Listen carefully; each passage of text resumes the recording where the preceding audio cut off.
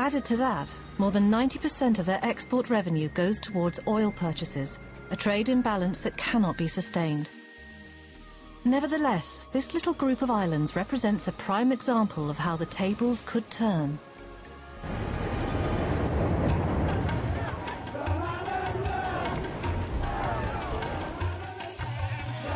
Vanuatu is sitting on this ring of fire. This water here, the surface temperature at the moment is over 50 degrees Celsius. When we drill, say let's drill down to 1,000 meters, you get closer to the source of this hot spring coming up, there will be a lot of steam. Hydrogen fuel can be produced right on this side. It can be produced right on this side, and this hydrogen fuel can be sold to other countries to get more money for the country. That's what we want the country to develop. The switch from an oil-dependent economy to a hydrogen-dependent economy would enable them to use their own resources to produce hydrogen. Vanuatu possesses so much geothermal energy potential that it could easily produce all the hydrogen it needs, and even become an energy exporter.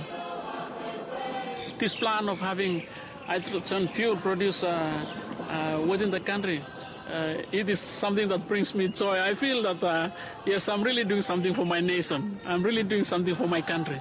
Not just working and getting paid, but I'm doing something for my nation. I'm very, very happy about it.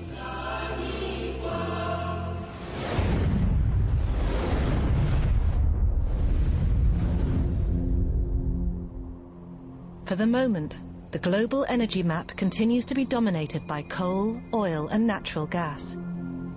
Leaders of these industries envisage a role for themselves in providing the energy source for the production of hydrogen. While our use of coal and oil is expanding by about 2% annually, the use of solar and wind energy is growing at a rate of 25 to 30% each year. Ultimately, cost, technology advances and public perception will determine how fossil fuels will fare against cleaner, renewable sources of energy. There's a huge amount of renewable potential in terms of solar energy in the most of the developing world. Any place in the world has some energy source or other that can make hydrogen, and often it's cheaper than what they're doing right now. This is truly a global race, and every continent now have a major trust into renewable and sustainable energy. Things can happen very quickly sometimes, and when I look back at the restructuring of the U.S. economy in World War II in a very short period of time, what we're talking about with energy now is actually rather trivial compared with the restructuring we did then. Someday, I think the world will look back on the transition to a hydrogen economy as one of the most important, if not the most important, achievements in our history. In little more than a decade, the internet has grown to connect millions of people almost everywhere on the planet. It has become, in essence, the nervous system of humanity. The same thing will happen with energy.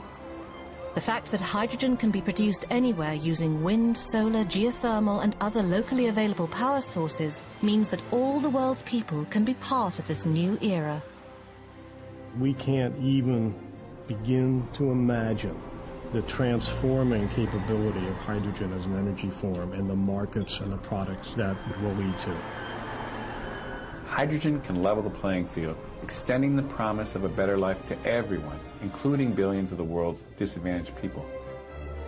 Ang malukitak, bigiyak pa kang isla nilo, the circle which has no beginning, no ending, in which we all belong.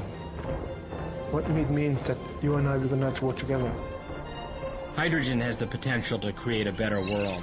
A hydrogen-powered economy is going to be more stable and peaceful than today's world. Clean, inexhaustible hydrogen energy could meet nearly all of the world's energy needs. Could this be the beginning of the hydrogen age?